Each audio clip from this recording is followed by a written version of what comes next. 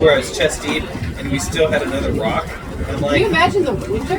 well, no, I'm just thinking if the snow started to fall and move, Yeah. like you see avalanche signs all over the place. And so I was like, all right, there's a reason for it. But they kept going. They were turning around and they're going. I'm like, we're on, you guys. Get on. But then they turned around after like 30 minutes too. Yeah. That's where I heard the voice of my mother in 1980. I mean, you just Don't, can't. everyone's You can't jumping walk off a through. bridge. You need snowshoes. You're not going through snowshoes.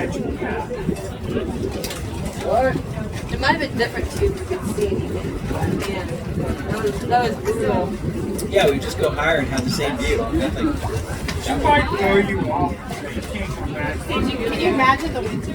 Oh yeah. You can't even get up there at all. Like it's just it's not perfect.